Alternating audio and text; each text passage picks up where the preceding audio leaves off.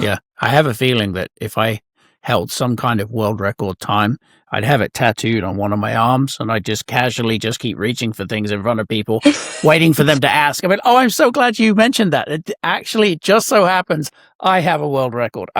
Do you have one of those? Oh, you don't? That's just me, though. That's funny. Actually, when I was on the plane flying back, because we went to SHOT, and then all the flights from to Memphis were canceled. And so we had to fly back home to Austin. And on that flight, I guess there was like a cheer competition going on. And so like these cheerleaders get on, and then like they announce, we're like, oh, these cheerleaders, we got some national champion cheerleaders on there. And I lean over to my mom, I was like, you think they know they got a world champion over here? National champion. Oh, world champion over here. Just saying. You think they know that? She's like, she goes, should I start telling them that every time we get on the plane? And I was like, I don't know. I don't think that's like, I feel like saying we have a shooter on the plane might not go over well. But I was like, I do it as a joke to my parents and stuff, and like my friends. I mean, I'm a world champion. Are you? But I never mean it seriously.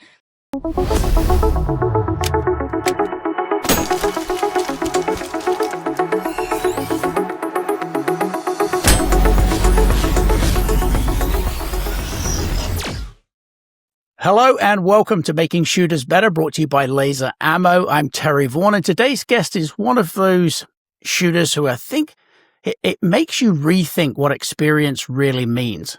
Olivia Albertson is a 17-year-old collegiate shooter who's been competing for 6 years across multiple disciplines, including Scholastic Action Shooting Program and Steel Challenge. Originally from Texas and now training in Tennessee, she's built a reputation not just for speed, but also for composure under pressure. In 2025, Olivia became the first place lady in limited optics at the Steel World Speed Shoot, setting, a ladies' world record in the process. She also took first place in the ladies' senior varsity rimfire pistol at the Scholastic Action Shooting Program Nationals and earned the Texas State Champion title in five varsity divisions. What makes this conversation special isn't just the trophies, it's how she thinks about training. Everything from grip strength, dry fire, and mindset, which all sounds very simple on the surface, but putting all of those things together can make you absolutely ruthless in competition. Today, Olivia shares what actually moved the needle for her, how she learned to manage pressure so early on, and what young shooters and seasoned ones can steal from her processes starting today. Olivia, welcome to Making Shooters Better. Hi, it's good to be here. I'm excited. So I start the episode all of them the same way. I always ask, how old were you when you first started shooting? Like competitively or in general? Just in general. When was the first time you picked up a gun? I would say at probably like at most maybe 6, just shooting with like my dad at like friends' houses. I'd stand in front of him and shoot. Like I'd pull the trigger, but I wouldn't really do anything else. It's like one shot. Me and my brother both. Do you remember what it was you were shooting? It probably a 22 of some sort, but It wouldn't have been anything other than that. But I don't remember. It was so long ago, and honestly, I'm sure I shot a bunch of different things. It was kind of just whatever him and his buddies were messing with, and he had to bring me and my brother along, and so we had some fun. Trust me, with 3 kids of my own, he probably thoroughly enjoyed having you there to do some shooting with. I know I did when I was teaching my kids how to shoot. I'm like, this is brilliant, because they all got into it and they all did really well. I'm sure you did as well. So was it? You think maybe it was a pistol, or did you do a rifle? Yeah, it was a pistol. It was a pistol for sure. And how'd you do? Do you remember? Because obviously 6 is pretty young. I think I maybe hit something. Maybe a water bottle. I had a rifle of some sort later on, probably when I was like 9. And it was like the Muddy Girl camo, pink and purple with the branches. It was super cool. I loved it. I shot a nickel off a tire that was probably maybe like 25 yards at no, not even 25 yards. That's way too far. Like maybe 10 yards. Yeah. Less than that. But that was like, oh my God, I'm so cool. And never did it again. But you hit it. But that is cool. It's really cool to have those successes. I made the mistake once of challenging 2 of my kids to a shooting competition, and I took a Coke bottle cap off just like these little ones that are about a quarter and took it about 10 yards down range and put it on top of some wooden targets I'd laid out. And I said, all right, first one to hit it gets, $10 or something. I don't know. Maybe it wasn't even $10. There was money involved, and I figured that'd get them focused. And then they both hit it like several times. I'm like, I am never making that mistake again. They shot so well. Yeah. My dad's made some bets with me for it. I did win. I was very excited. My goal was to always be my dad. See, perfect goal. Yeah, I'm not even sure I could have shot that cap as well as they did. They did brilliantly. That's funny. It's their young eyesight.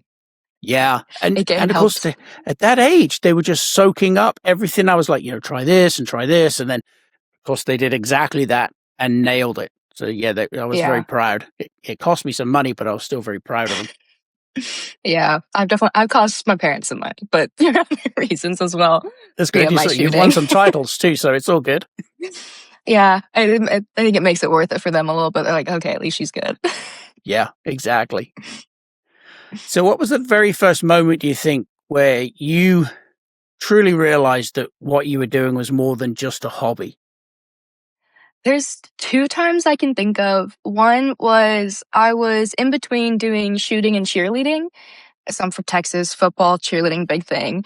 And I didn't make the cheer team. And my parents actually made a bet with me that if I didn't make the team, or it was really more of like a win-win, so I wasn't upset, that if I didn't make the shooting team, I would get like stuff to dry fire with. And I think it was the laser ammo stuff, coincidentally, actually. Oh, that's funny. So then I didn't make the cheer team, and I was okay with it, and I started doing that a lot. But also, when I won my first individual medal, I had a squad medal already, first place, and then I won a first place individual, and I was super excited, but it was kind of by default because you could only pick one to win in this thing, and the girl picked a different division, and so I got second, but I got first, and I was like, man, I want to win.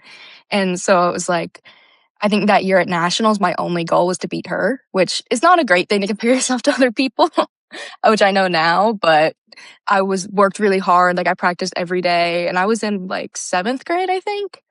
And I just worked really hard, and I did beat her, and I was really excited. And I was like, okay, I'm for real about this. This is really important to me.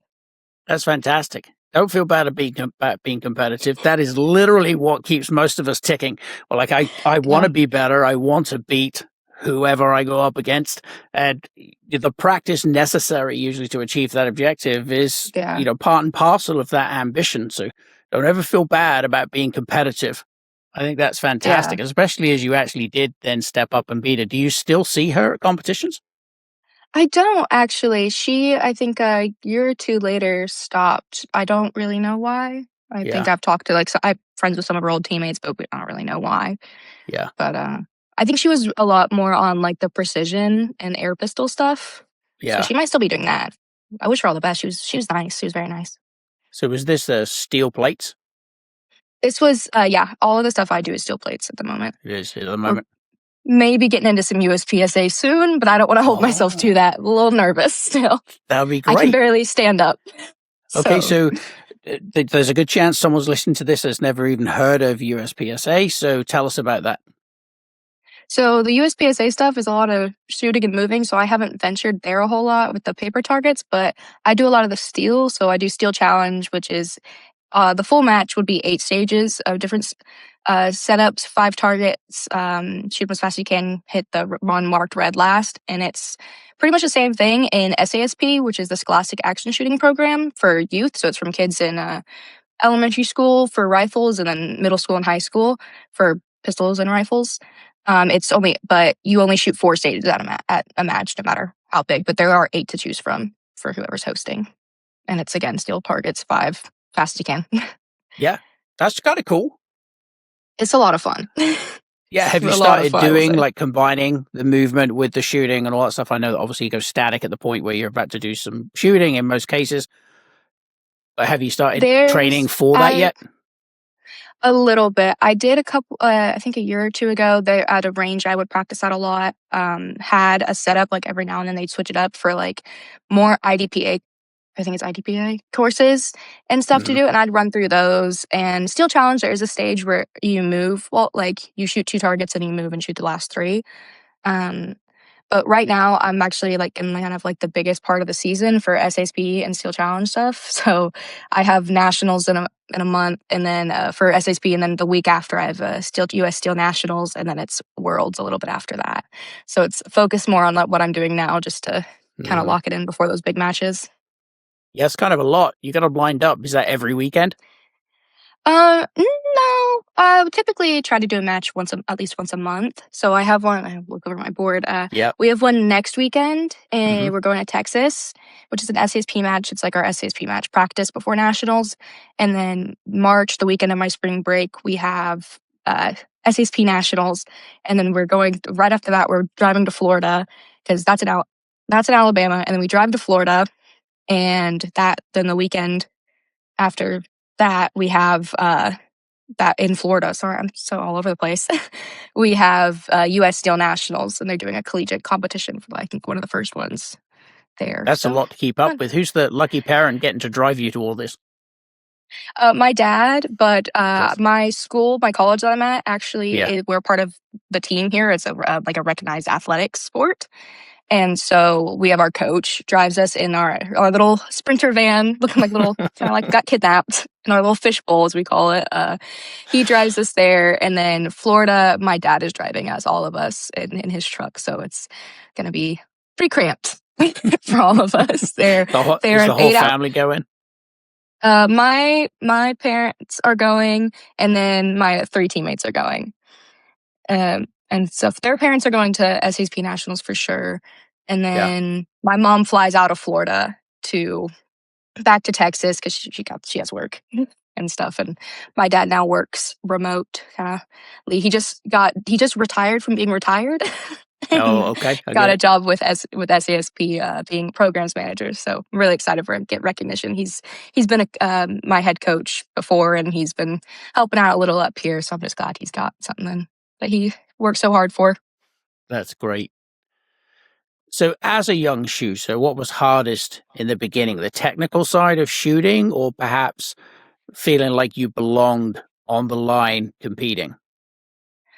First, I would definitely say like the technical side, but as it went on, kind of feeling like I belonged, and like just the mental aspect of it, especially people don't like when you're doing better than them.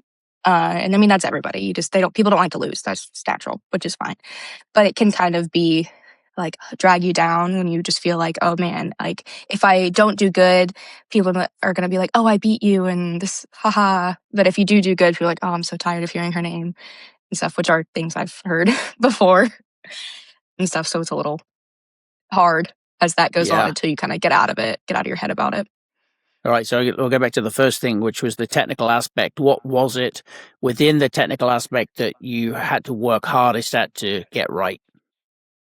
I'd say my stance or my grip. When I first started shooting, I had like a weird stance. It was kind of like the Weaver stance, but I was really exaggerated. I looked like I was in a lunge. I looked like I was ready to take off running. I look back and I'm like, oh my gosh, I look so stupid. And so like that has kind of changed. And then I grip my gun, and I put my the not index finger in front of the trigger guard, and coaches would kind of tell me not to do that because they were saying like it can pull you to the left if you're pulling too hard on it, which is true, but it's worked fairly well for me. And I mean, I look up to some other shooters that do it as well, and so it's kind of, I was like, no, it can work. Please let me do my thing. Okay. Yeah, that's interesting though, is it? Because there's the way it should be done, and then there are little individual nuances that I think every single one of us has. There's someone that I work with, and he does the exact same thing. He grips around the front of the trigger guard with the support hand. And I can see people when he's shooting wanting to say something. I'm sure somebody in the past has said, you need to correct this. But some of the most competitive and some of the people who've won the most at various sports often stumble, often accidentally, into a coach who says, just do your thing. What you're doing is working. Why are we trying to change that? Now, I understand that, yes, in certain circumstances, if your grip was, too much on that support side, how it could pull. And yes, if we were starting at brass tacks and you're a brand new shooter, I might say, let's try to get into the habit of getting that sport hand underneath the trigger guard. But if you've got something that works for you and it's not obviously not pulling your sight picture off when you're shooting, I'm a big proponent of don't fix what's not broken. Yeah, after kind of explaining it to them and why I did it and stuff, it's really like just extra grip and more skin on the gun and stuff. So it's like being a girl, hands are a little bit smaller, you just kind of grip it differently and you stand differently. And I think having to explain that to my coaches, who are all guys, which is their dads, which is no fault of their own, it's just that's who's there. And trying to like kind of explain it and be like, well, this is what I do, and I think it's working pretty well. And at the time, I was obviously still doing very well. It was earlier on, probably my first couple years of shooting, and I was still doing very well. And I mean, it feels weird saying that. I don't like being like, I'm so great. But I was doing good, and I mean, it worked for me. And some of them, I was an annoying, cocky kid sometimes, and I was like, well, I'm kind of doing better than your kid, so I think maybe you don't know what you're talking about, which is not the right way to go about it. Which I never said, but I thought it, and I was like, I think it's working. I think if it stops working, I'll consider what you're saying. But it's worked so far for 6 years, so I'm pretty happy with it. Yeah, no, and a lot of the time it just depends on how you push back. Somebody should approach it like a coach. They shouldn't say there's a right way, there's a wrong way, and you're all over the place, or this is wrong. It should be, I used to teach everything I used to suggest to new shooters or competitive shooters was a suggestion. Here's one way that you can do this. There are 26 others right behind it, and maybe we have to try all 26 before you find what works. But if you find the one technique that is working for you, that's the one you stick with and shouldn't try to change it. I'm trying to remember his name. I think it was Michael Johnson, was a sprinter, and I think he was 400 meters. I'm sure someone will correct me at some point. But he has the weirdest running gait. I don't know if have you ever seen him run? Because he's a few years back. Okay, but he ran really upright, like very much back instead of forwards. But he had incredible speed. And I remember watching a documentary about him, and his coach said, I don't care what your running gait looks like. You're as fast as all get out. Stick with that. And they didn't try to change it. He just let him run the way he wanted to run. And of course, he broke all kinds of world records of doing it. So I know when you were younger, you felt like you're being a little rebellious, telling them to all back off. As you kind of, continue to grow in your competitive sort of endeavors, just sort of lean back in your head on that. I've been doing it like this. It's working for me, and I'm certainly not going to start, tweaking or changing things unless it reaches a point, at whatever point in your future, where you're like, okay, I need to try something else because this is not getting me that extra, 0.2 of speed or whatever it might be. So you just hang in there with what you're doing. Yeah, I definitely will. I mean, it's worked so far, so I'm pretty happy with it. There are some things I like try and lighten up the pressure on it a little bit, just so I'm not pulling left. But that's kind of the only thing. It's worked pretty good. I'm pretty happy with it so far. I mean, the little thing there's there for a reason. There's a spot for your finger. It's supposed to go there. It's literally an anchor point. I was like, that's what it's there for, right? Why is it like that if it's not supposed to go there? Exactly. That's perfect. So you also touched on there with mindset and having a tough time kind of dealing with, well, if I'm successful, everybody hates hearing about me. If I don't, everyone's happy to beat me. Do you think, has that changed over the years? Have you sort of gotten a little more accustomed to, I don't really care whether you like I'm beating you or not, or what? Where are you emotionally? In the last year, I've gotten a lot better about it. I'm still a teenager. I mean, I still care what people think. Just how teenagers are really, and it's been a thing. I mean, I've made a vision board, and it's like focus on improving, not proving, and that's been a big thing for me. It's really hard to like stay out of my head, but I've been working on it a lot, especially this past season, and it's gotten a lot better. I have great people around me that are doing that, and they're not saying any of that. It was kind of just people like in the past, and so I've left that in the past a little bit where I don't really have to deal with it, so it is helping me. It's good. And I love that. Improving, not proving. That is something I think we can all do a little bit more of. Yeah, I found it on Pinterest, so we can't. It says the quote says unknown. But visualization exercises are huge. I don't know, you may not know this, but I was on Top Shot, season 4. I did And hear about that. one of the competitions was with a shotgun, which I'm notoriously bad with, primarily because everyone that I've ever had try and teach me how to do clay pigeons and shoot with a shotgun insisted I put it on my right shoulder. I'm left eye dominant. So during the practice for this competition on Top Shot, it was awful. Like, I literally did everything wrong, couldn't hit a bloody thing. It was atrocious. From the practice session to the actual competition, I went lay down on my bed in the house and just visualized all of the mechanics, just running through the drill over and over and over again, until it felt like I had probably done it in my head 1,000 times. And I wasn't even sure what the competition was going to be. We obviously show up for Top Shot, you get a practice, you get an expert to come teach you, and then you go do the competition. And when we got to the competition, it was amazing because I hadn't actually used a shotgun probably as much as I should have pre-show. But getting to that competition, I kind of went, oh, I've done this like 1,000 times. Because I hadn't. I just visualized the whole thing in my head. And the competition went very well because of that. So I'm a huge proponent and supporter of visualization and getting at your brain into that space where you run a drill 1,000 times before you ever pick up a gun and perhaps, try to implement that skill set. Yeah, for sure. Sorry, that was so lame. my saying of that for sure was lame, not what you said. What you said was great. But yeah, the visualization, I have not done it as much as I should. I think I try to, and then it's the intrusive thoughts get in. I think about messing up. I'm like, I need to stop, because like, you don't want to think about doing bad or else you're going to do bad. You got to think about doing good and stuff, and really put it out into the universe so that you're going to do great and stuff. And so I need to find a way to quiet my mind back. Like, doing bad is not and needs to not be in the forefront of my mind at all times, which I think is just like my worry.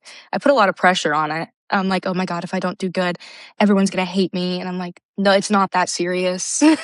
Like, no one else cares that much. Maybe my dad, but not really. I think the internal narrative that kind of runs our lives in a lot of different areas, not just competition, is one of those things that can take some real work to overcome. And when those thoughts do become obtrusive, as they do for everybody at different points, you have to figure out, well, what's my trigger? What's my reset? Because it was interesting, because when I first started, I hate to say this, but when I first started meditating, I couldn't get my mind to be quiet. The actual process of quieting in my mind was one of the biggest challenges. Once I arrived at a point where the noise wasn't quite as bad, or the internal criticism wasn't quite as bad, then the actual visualization of the practice I needed in order to improve a particular skill, that got easier. So I feel like it's like one step at a time. First off, we try to visualize and quieten down that, the soundtrack of our life that keeps trying to, undermine us. And then we get to, okay, now I can do visualization. Anyway, something to consider. Just kind of start with you rude person at the back of my brain needs to shush. Now I can get into the visualization. I don't know. It worked for me, but I really did have to start out by stopping the internal criticism first and then go to, okay, now I can start visualizing, because the noisy bugger at the back isn't making as much noise. I know. I find myself like trying to imagine the stage and shooting it and it going really great, and then it's like, but you're gonna miss. I'm like, no, I'm just stop. No, I'm not. I'm gonna do great. It's gonna be great. It's gonna be fine. And it's like, no. And then I just start thinking about, just stop. But you think about it. I mean, obviously, you've competed at a very high level. You've set a world record. You've won lots of different competitions, and you struggle with the internal narrative or the obtrusive, intrusive thoughts. That's hugely important, I think, for someone who might be starting out or thinking about getting into competition, shooting or otherwise, to know that even someone who is effectively doing brilliantly from the outside looking in, to know that you suffer with the same kinds of things that the rest of the mere mortals do as well, which is that indecision and uncertainty. I think it's huge. Yeah, I think I don't know. I think it affects everybody. And I mean, there's always something to improve on no matter what level you're at. You're going to see all the best world champions across everything think about something that they need to improve and still work on that. And that the mental process is mine, not even just in shooting, in my daily life of, oh my gosh, if I wear this jacket, everyone's going to make fun of me. And I'm like, again, no one cares. You're going to class for an hour and then leaving. Yeah. No one cares and stuff. And it's just kind of being like, it's okay. It won't be the end of the world. And I think recently, really trying to be like, oh man, if I don't shoot good, it's not the end of the world. I'm I'm 17. I'm in college of doing what I love, Hmm. but both for my academics and for shooting. I'm with some really amazing shooters, and it's like I don't need to feel this like, oh my god, you have to prove yourself constantly. It'll work out, Yeah. and just the mental process, it's so hard to like really figure out how to do it and stuff. It's like you kind of think, you're like, okay, yeah, I got it. I'll just visualize it and positive thoughts, but actually being there and doing it is so difficult. And I think that I'm sure there are a lot more like higher up people than just me that do the same, struggle with the same thing, and people that are just starting. I think, yeah, it's important to know that it's not going to stop you if you really care about it and want to do it. Yeah.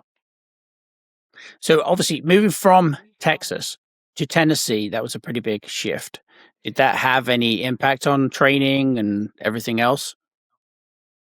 A little bit. I When I got here, we had to find obviously different places to practice, and I was practicing with new people, and all my dry fire stuff was back in Texas at the moment because I started out my fall semester in the dorm and everything. Get that dorm experience of college. It's important. And I had no windows, and so I was really bored. And so we ended up. My dad moved up here with me, which obviously helped a lot. Which so he could help out with the team. And since I started college at 16 and turned 17 a couple weeks in, and so he was staying in a camper, and it was just we bought a house here, and it was just more financially reasonable. And so Yeah. after we got the house, I could bring all my dry fire stuff up here, and that's helped a lot. Like we have a garage it's pretty much all of our like gun room. It has all of our reloading, gun cleaning, dry fire, storage, like ammo everywhere. And so that's definitely helped, but it was hard. Um, and it's weird being somewhere else. It's a lot colder too, and it iced. We couldn't like go That's true. anywhere, Yeah, compared to and so Texas. Yeah. yeah, it's so cold. I just call my mom sometimes when I'm walking back from class. I'm like, Mom, it is so cold, and she's like, Yeah, it's pretty cold here. It's 50. I'm like, Mom, it's 28 degrees. Please let me come home. But like the weather, I think has been a challenge with the ice, just being able to get to the range. The range we practice at has like a hill you have to drive down and get back up, and so like some of the teammates, like their cars, they can't go up and down, so we have to find a way to get down there and set up our targets. We're like, oh my god, we're gonna fall down. Please don't. And it's just that's what's made it difficult. And then obviously just like the cold weather making the guns kind of finicky, not wanting to run, but it Yeah. works. We get through it. You get through it. It's Yeah. good. We try our best. So you compete across multiple disciplines. Was that a deliberate choice early on, or did you sort of stumble into that by accident doing so many different things? It kind of came from I want to do everything. That's just kind of like I want to do everything just because that's just like I'm really involved. I really want to do Hmm. it. But it really was. Started out just shooting rimfire pistol iron, and then we kind of moved on to rimfire pistol optic. I was like, okay, cool. We're just kind of the next step. And then hadn't really shot rifles a whole bunch other than that nickel off a tire. um, and one day we were at a competition. They needed someone to fill squads, and I was like, I'll do it. And so I started shooting the rifles, and then it just kind of became a thing. Like, oh, there's more disciplines we can shoot. I was like, I didn't know there was anything else other than the four, like two pistols and two rifles and the rimfire and stuff. I was like, oh, there's more stuff I can be shooting. And Yeah. since I just kind of stumbled upon it, and I was like, oh my god, this is what I love, and I can do it more. This is great. Hmm. And then I got to a point where I was like, oh my god, there's more. And then it kind of came back where I was like, oh yeah, I get to shoot more stuff. So it's like an ebb and flow of when I want to do it, but it was kind of an accident of like people need to fill a squad. And actually, my first nationals, my first SASP nationals, we were going. I was just gonna get this optic on my rimfire pistol. My coach comes over, he's like, "Oh, I have this Seymour slide ride. You can use and stuff." And so I'm like, "Oh, okay, sick." He's like, "You want me to go put it on?" I was like, "Absolutely." He takes my gun, goes to go, and as he's walking away, he goes, "Oh, this can be the team gun for nationals." I was like, "What?" He kind of like bait and switched me. I was like, was it ready for like this? I mean, there were only like 9 people there, maybe 11 that would have been maybe shooting it. But I was like, I didn't know this was happening. What? And it was just like, oh my God. And then it was all fine. They're all great. None of them messed it up. But it was just like, I wasn't ready for that. I wasn't ready for everyone to be shooting my gun. That's funny. Yeah. He's a funny guy. But I was like a little annoyed at first. I wasn't always a team player when I first started. I was like, I think if someone had handed me a gun and said, I got to share the gun I'm going to be shooting with, I probably would have felt a little put out of point. My mom wasn't a huge fan. She was like, I paid for this gun. Why is everybody else getting to shoot it? And I was like, I don't know. Point. Garrett said so. He said that was what was happening. I couldn't say no. He was already gone. So the 2025 Steel Challenge with the World Speed Shoot, do you remember the exact moment you realized you were perhaps in contention for a world record? Or what is going on internally when you are approaching a world record attempt? It is sadly uninteresting because I had no idea the whole time. That's funny, really? Yeah, I honestly didn't even know it was the first year they had that discipline, and I had won it and I never thought about it. Actually, when I found out about it was, I think the USPSA magazine came out and it was like, my name was in there and I was like, oh my God, I'm in the magazine. This is so cool. And I go on reading, it's like, oh, Olivia Robertson has the world record for this. And I was like, Olivia Robertson? I didn't see any Olivia Robertson. I was like, that's not my name. Got your name wrong? Yeah. I'm Olivia Albertson. So Olivia Robertson in the USPSA magazine has it. On the website, it is correct. But also in my high school yearbook, my senior photo is Olivia Anderson. So it's nothing new. So Olivia Albertson is just a senior this year. Her photo's in the junior section. It happens random. It's Anderson I can get. Robertson maybe a little bit, but I don't know. So I actually I had no idea. That's bloody annoying. So you didn't even know you'd set the world record? No. Oh, that's funny. I had no idea. I actually was going for the carry optics record, specifically like the stage record on Roundabout. Yeah. I was going for it. I was like, oh, I'm going to get it this year. And then I didn't. And I was embarrassingly so upset. I had a little bit of a mini meltdown for like 5 minutes. I try and if I get upset about something, I try and give myself like 5 minutes to kind of feel the feelings before I'm like, okay, you got to move on because this is getting pathetic. And it's, again, not that big of a deal, but I was like, I'm going to get it. And then I didn't. And I was so disappointed. Mm-hmm. And then I come to find out this one. I was like, oh my gosh. And I was like, this is crazy. Which I think I have the overall record. And then I think a couple stage records. And then another girl has the rest of the stage records. But I still have the overall, which is pretty cool. And I'm really excited to have a world record. But I was completely oblivious to it. Even after I think, like, I knew I got first, I was like, I didn't even think about it. I didn't think about it like being like, I guess like the first year they had that division. So the winner would have been the world record. And I was like, this is crazy. So now I'm kind of working to keep it and hopefully improve it. Hopefully get a better time there. Because it's not a great, it's not. What was your time? I mean, how many plates are we talking? What was your time? No idea what my time was. Really? Oh, I would have committed that to memory.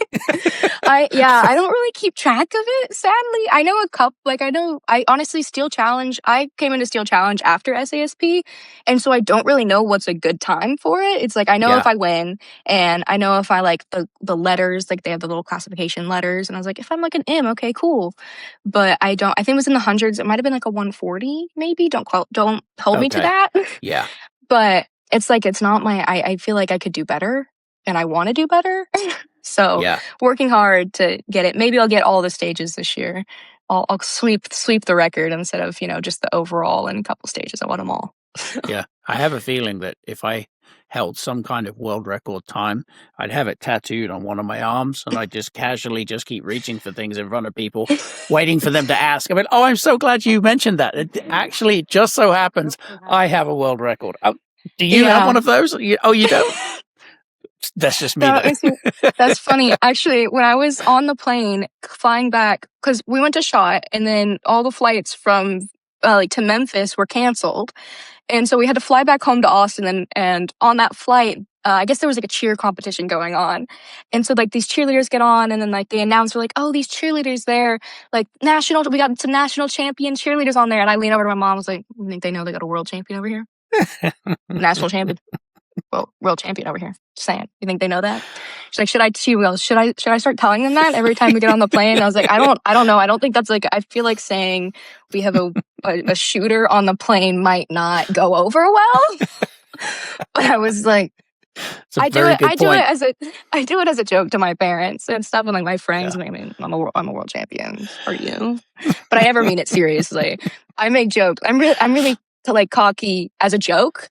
Yeah. And I hope it comes off that way. It does to my friends, but that's why I'm really sarcastic and I get nervous. So I never really talk about what I like, how I think I'm pretty good, but I don't talk about it because I don't want to come off as really conceited. But I'm like, yeah, a world record. Do you? It's unfortunate if you don't. It's funny. I know I would. I just casually mentioned it in conversation. Oh, I'm sorry. I didn't realize you didn't know. Let's talk about it. How could you not know? Yeah. Did you do no research? Yeah. Oh my God.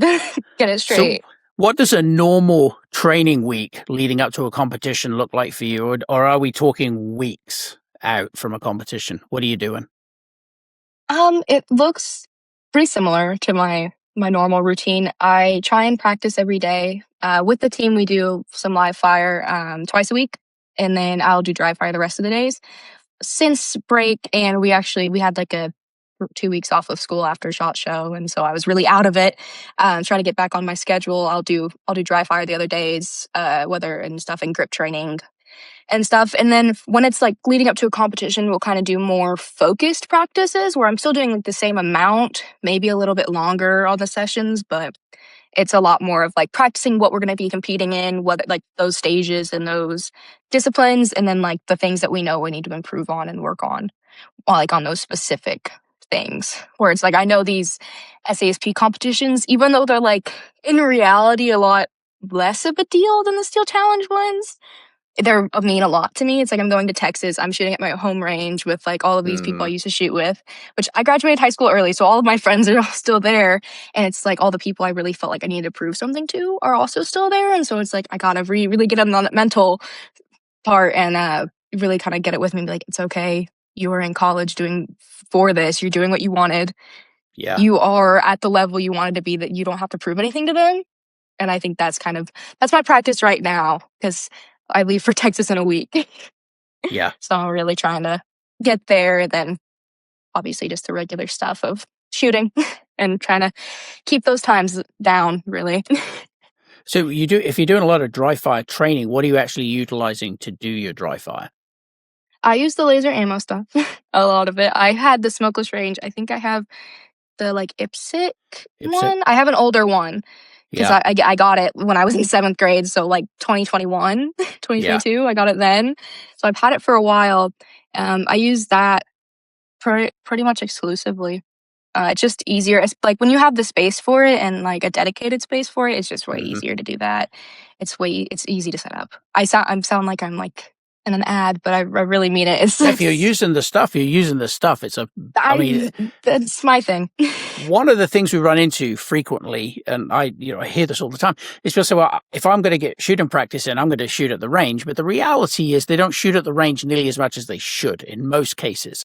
And dry fire training at home, especially with things like smokeless range, IMITs, all the reactive targets, you can go and do 15 or 20 minutes of training every day. And then when you go to the range, because obviously your live fire is being supplemented now by your dry fire practice, this is perfectly acceptable. In fact, it's a phenomenal way to improve skills, but it's crazy to me how many people are somewhat averse. Now, that's not everybody by any stretch. We have a lot of people that do dry fire training, but it's always interesting to hear people be reluctant or hesitant or downright bloody minded about not doing dry fire training when, especially for someone of your caliber, shooting at the level you're shooting at, the importance of dry fire supplementing your live fire practice is obviously huge. Yeah, and I mean, it's really important to me because there are days I just can't get to the range due to weather or just I'm young. I can't go with my own gun. I can't go drill by myself with my own guns and stuff. So it's like if a coach or a trusted adult is not available, I can't really make it out. And sometimes, it's just like a financial thing.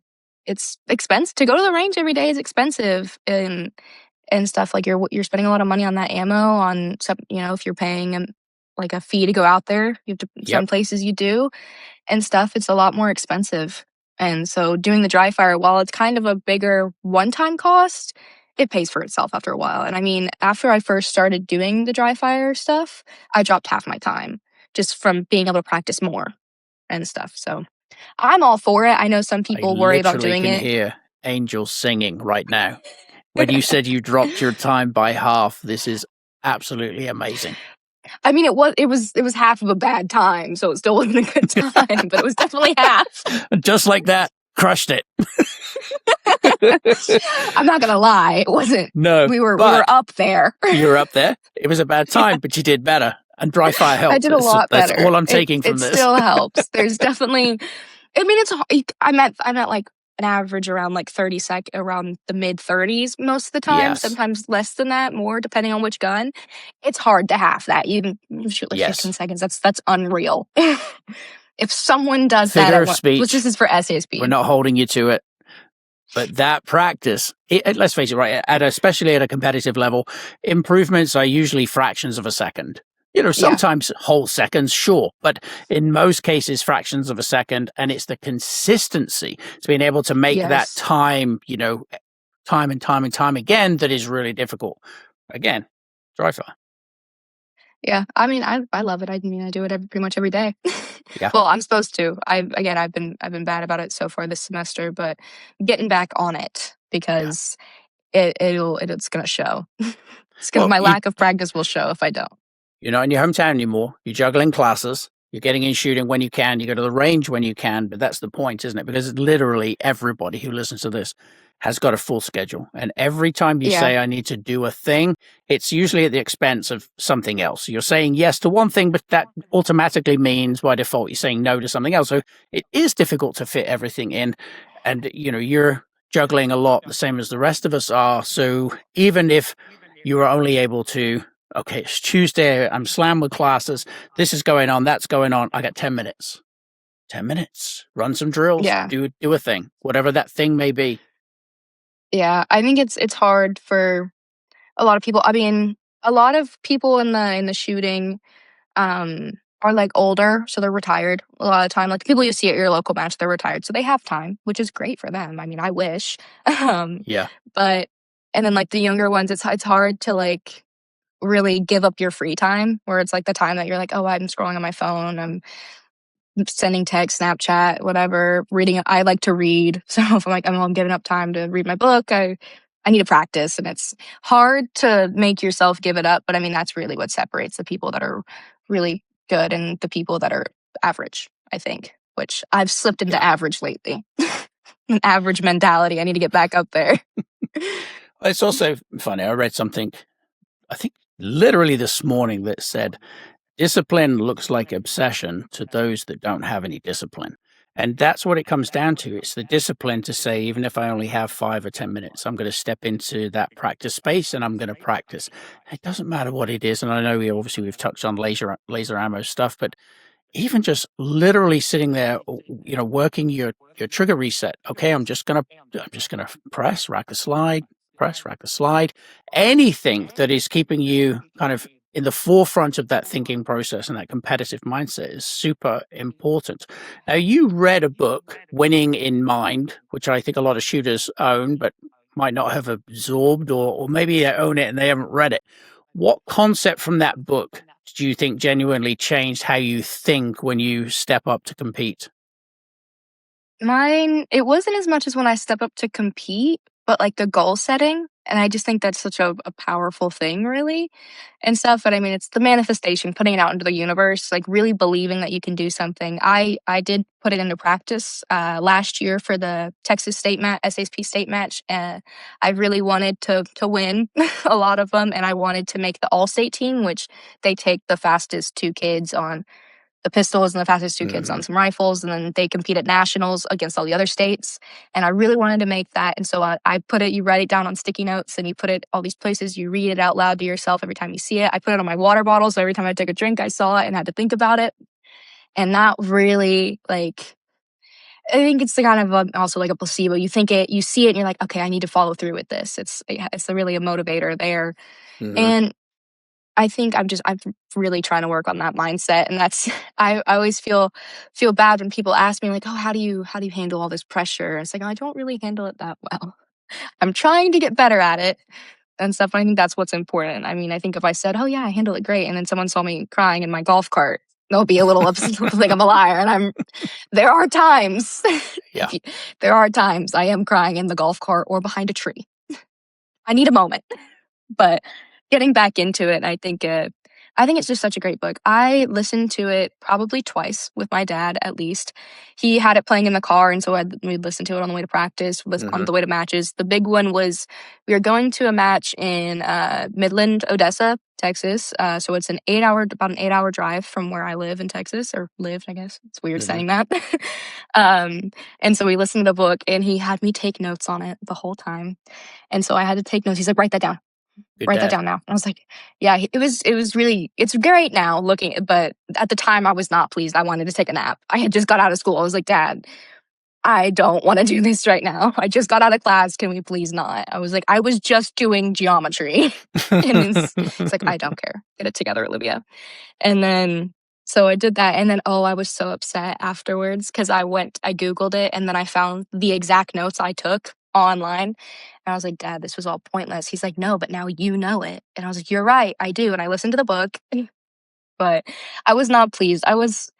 Everything my dad suggests, I think, is silly, but that's just because he's my dad. And if anyone else said it, I would think it's a brilliant idea. But I think that's agreed upon on most younger athletes. And all my teammates kind of agreed. We're like, my dad can say one thing, and then someone else says the exact same thing, but it sounded so much smarter from them. It's like literally what my teammate said last week. There are dads just dying all over the country going, oh, it sounds like me. My dad will see this and be like, oh my God, Olivia, you need to not tell people that you don't listen to me. It's like, I try my best, but sometimes you just sound wrong. You just think you're wrong. He's like, I told you to do that. I was like, I came up with this idea. What are you talking about? He's like, I told you to do that months ago. It's like, beats me. Never heard of it. Don't know what you're talking about. In one ear, out the other. Literally moved to Tennessee to help you out. Yeah, we need to throw a little love Dad's way. I threw him a party yesterday. Okay. You know what's so silly is I have all these decorations up. I invite the team over to celebrate his new job. He comes in, he goes, Happy Valentine's Day, goes and grabs his keys. I'm like, where are you going? He's like, I'm going to get food. You having a party? And I went, yeah, it's for you. What else do I have to celebrate? The class is starting back up after our 2-week break now. I was trying to be nice. He's so bad at letting me be nice. I appreciate him. I love him so much. He's done so much for me. I really do. My mom as well. She's great. Good. They're both great. I mean, she's doing really well. I mean, her husband moved halfway across the country, so she's sacrificing too. But got to get that Texas residency for that A&M in-state tuition for my brother. Yep. Parents' prerogative. So one of the other things you had referenced was grip strength. So what's important about that? How do you do it? What are you doing to improve it? Talk us through that. So they look like these little, I think little nutcracker looking things. So little bloops, and you do that. Yeah, got the spring between the handles.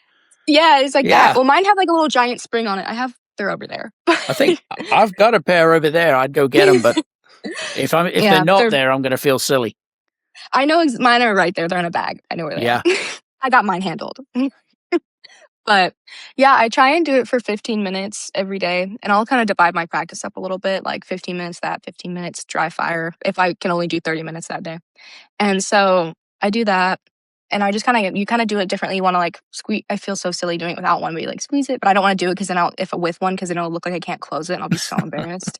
So you You'll be slow mad. squeeze it, slow open Yeah. it. I'm gonna do it one-handed, this hand, and a bunch of random silly stuff. Come up with I do a little squeeze here. But really when I'm feeling weak is when I do it there. So both hands so I can feel a little strong. Yeah. But I think it helps a lot, especially with the bigger guns. I say bigger. I shoot 9mm. That's like the 9mm and 38. That's the biggest I go. Mm-hmm. But the bigger guns. So compared to 22. But I think it really helps with that and being able to control the gun. And I mean, doing it. I mean, everyone feels safer after I do that, so that my gun's not flipping. It helps a lot with the managing that recoil, and really just it helps with the 22 as well. But I think you really see the difference on Yeah. those larger calibers where it's just a lot more recoil coming at you. It just helps you manage it a lot better, at least in my experience. No, I completely agree. I've taught a lot of first-time shooters over the years, and it's always surprising to watch how much the gun jumps in their hands. And it doesn't seem to matter how much you tell them, you're going to get this recoil, and you try to get their grip, as firm as possible, as high on the gun as possible.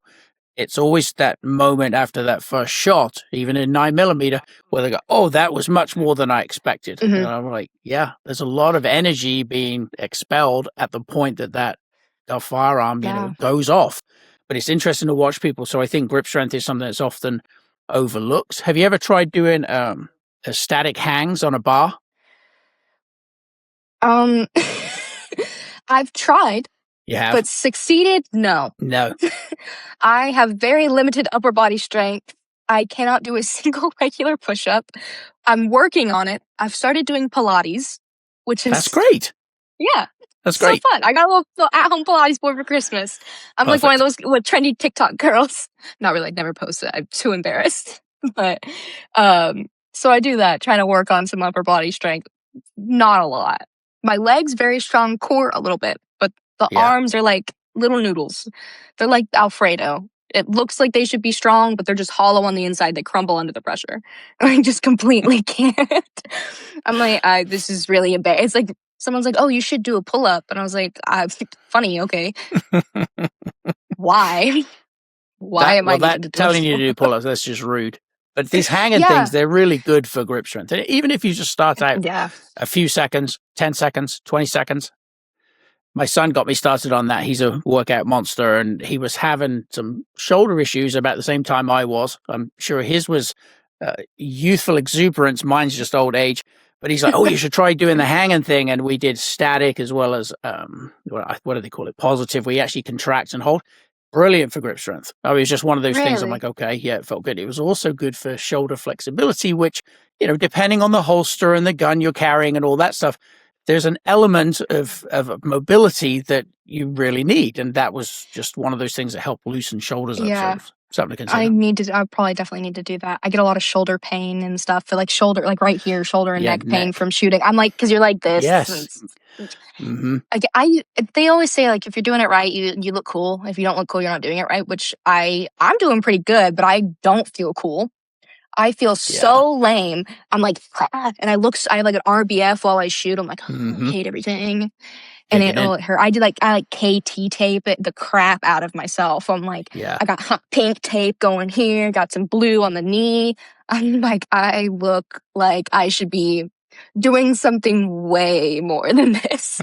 I am standing still and my hip hurts. It's so silly. Well, I think a lot of times, especially with competition, you have the stress as well. It's not just the shooting position. There's a tendency for most of us, I think, when we start getting into that competitive mindset, the tension starts to pull the shoulders up. That creates, the ache and the back of the neck and the shoulders. So it's anything you can do to help stretch that out, as well as then, of course, get your grip strength as much as possible. Just help you with recoil and get, like I like to tell people, the first shot for most people, if they're obviously on their sights or on a red dot, whatever, that's probably going to go where they want it to go, or at least approximately. It's shot number 2, shot number 3, shot number 4, where it starts to, okay, well, if you haven't got control of that recoil, who knows where it's going? Yeah, for sure. I mean, even the stress thing, I sleep like this. I never get a break. I'm like thinking about shooting. I'm like, oh my God, Turtled up. I have next like next week. Yes. Oh, it's gonna go. Gotta do it. I'm Hmm. like, this is so. I look like I am like crumbling like a witch in like a movie, like a really stereotypical witch. I'm like, I'm gonna get you, and I'm like, please, I like want to get some sleep. That's fun. Um, Yeah, but it's yeah. I'm a toot my own horn, which probably doesn't sound very impressive, but I'm 150 pounds on my grip strengths. Can pretty much close it. At least I that's could great. before I took my break. I'm not going to do it now because if I can't, again, it'll be really embarrassing. I'll talk myself up until I do it later and be like, Yeah, you got to go test it now. But just we'll wait till the yeah, camera's off and you have a go. yeah, I will, yeah, because if it doesn't work, I'm gonna go cry in the golf cart. So for any new shooters, people who might be contemplating shooting or have just begun, especially juniors or potentially collegiate athletes, if they only had 30 minutes a day, how would you tell them to divide up their time? And then, what kind of practice and stuff do you think they should be putting in? I think the dry fire is really important. I would say 15 to 20 minutes of that every day or whenever you can is super important, just especially if you're newer, just kind of building that confidence with the firearm and everything. And just like, even though it's like, even without like the recoil, any of the recoil, like, I don't, oh God, what is it called? Well, whatever, where they like kind of imitate the recoil on like the dry fire guns, even without those, just the regular little laser guns that you can get, just building up that confidence of being of getting it up there, the time, all of that is really important. And then I'd say the grip strength maybe for the other 10 to 15 minutes or so. And because like I think the mental aspect of it comes with the dry fire as well. I think it's whenever you're in any situation, it's not like, at least I kind of treat my practice sessions kind of like competition where I'll even run like little mock competitions. I'll keep score just to kind of I'll keep score on my dry fire stuff. When I'm live firing, I'm Hmm. really focused on fixing things that I need to fix. Dry Yeah. fire is kind of where I do like the way I tweak things, the way I need to stance and like just kind of speed up and get where I need to be. Um, and so I think that the dry fire is the most important, just to build that confidence and I mean I think that also goes into the mental aspect, the confidence you have with your firearm. It's going to be safer for everyone. I think safety is the biggest thing. So I think dry fire is the safest way to kind of introduce yourself to the sport. I agree. And I think one of the things that often overlooked with dry fire is the fact that there are now recoil enabled pistols that run on green gas that allow you to get 50%, 60% felt recoil and a gun that doesn't fire anything other than a laser, which is huge, especially obviously you can use it in conjunction with the smokeless range, but there are various tools that you could use to be shooting at and getting used to the recoil, the mechanics of the gun, because obviously it's all the same as you would shoot with a real gun minus the actual ammo. I think those are all important factors, and getting something that allows you to practice in as realistic of a situation at home as possible is huge. And that way, when you hit the range, everything still feels familiar. Yeah, 100%, because I think it's like if you're gonna do anything else, you're not gonna just show up and do it. You're not. Someone's not gonna show up to the Super Bowl and play football for the first time. They're just not. They're not gonna do that Nope. and stuff like that. They're Well, one practicing. team They're barely putting it showed up in. for the Super Bowl this time. It's because they didn't have Brady. I don't. I'm a Cowboys fan from Texas. It's gonna be our year one day. It will be our year again. Whether I live to see it is questionable. It's okay. They're building their playoff team this year for next year. Fingers My crossed. mom's from Dallas, so she's a diehard Cowboys Die hard fan. Cowboys. So it's bad. The audacity to talk bad about Dak it's getting there. And I was like, I don't. But yeah, dude, Brandon Aubrey, he's getting it done. That kicker, he's the only reason they scored at all. They all admit that, Yep. but that's unrelated. But yeah, I think it's so, I find it so important. That's how I started doing it, even before I had like the fancy setups. I mean, you just drew like on a little index card, like a black dot, and just practice bringing the gun up to it and Yeah. stuff. And even just like the hog drills or hand on gun where you're like practicing your draw is so important. Like, not even necessarily, you don't need all like the fancy equipment to start out with. I mean, I think it helps other things farther along for like what I do specifically, because it's set stages. So it's not like Mhm. USPSA where there's like just random stuff. You just need to be good at that, where this is kind of a little bit of muscle memory goes into it too. Not to count anyone that's really good at Steel Challenger SASP. It does get really competitive. You're losing by like hundredths of seconds, so it's definitely competitive still, but Yeah. it's competitive in a different way, definitely. So I think that like just any kind of dry fire. I know a lot of people will worry about it damaging their gun, but I mean you don't always. I think you don't always have to pull the trigger just for that. I mean there's things to supplement it into, and I mean there's like literal explosions going on in there. I think it'll be okay. And some things are just consumable parts where you're gonna have to replace them either way. Yeah. So Agreed. that's where I stand with it a little bit. So if you're looking back on your career, what do you hope people say about you? And just beyond perhaps the winning of the competitions or the setting of a world record without even knowing you'd set a world record, what are you hoping people say, she did this well? What does that look like? This sounds really kind of stereotypical almost for a girl to say, where it's I want more girls to get into it. I want more people to get into it in general, but I think shooting is such a male centered sport, not even just for who's competing in it, but who it's advertised to and stuff. It's like if there's a lot of like the girls with guns posts on Instagram, just like the hashtag is it's some girls kind of half naked and shooting guns and stuff, and it's like that's I want to be on. I think my mom said it. She's like, I want my daughter to be on your daughter's wall, not in your man cave. And I agree. I mean, I really want to motivate other girls to get into it and stuff. And I want them to see me and be like, I want to be like her. I want to shoot. Try that. Yeah, and not be like a weird centerfold in a way. Yeah. Like I don't want to say that because I mean, there's plenty of people that do it not for that reason, not for the reason of appealing to other people. It's just their brand, which is totally fine. But yeah, I think it's just I really want more people to get into it. I want it to be kind of more open. And I mean, there's so many things that are like there's guns that are made for women that just don't get advertised as that, and so people don't like them, so they discontinue them. Which I think it happens a lot, and it's I think it's such a cool sport. I think it's just so fun. Really I love is. doing it. Yeah. And you meet so many cool people. I mean, I've met you. I got on a podcast. It's pretty cool. I met my best friends through this, and I went to this college because of it and stuff. Like I got a scholarship because of this, and I'm so grateful of everything that this has given me, and I just want other people to get the chances that I've gotten because of this. And that's really I just want to be a little bit of just something, someone for someone to point to and be like, I want to be like her. Yeah. I think whether that'll happen. Whether that'll happen, I don't know. Given what you just said and the way you said it, I guarantee that it will. It was such a mature and anchored response. Absolutely. You want to be known for your skills. You want to be known for the standards that you've set and inspire somebody else to go out and chase those same things. Personally, I think it's incredibly empowering for kids to shoot, especially girls. I love the idea that women are proficient with firearms so that the defensive playing field is even. Right? There's my nothing. Dad makes that point a lot.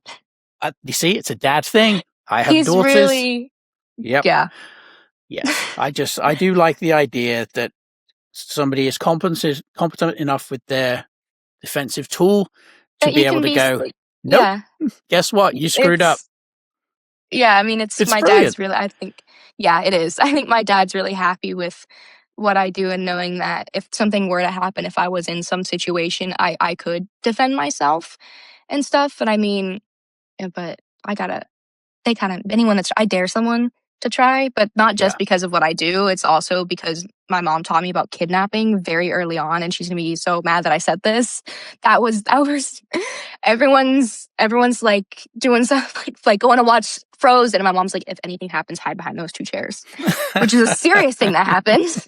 She's like, they're gonna put you in a cage. Don't wander off. So I'm like, I'm ready. They're gonna find you. Scratch. Get that DNA under the nails. Maybe I want to do forensics, so maybe that has an input on it. But hey, yep, absolutely. She's gonna be so mad I said something when she sees this.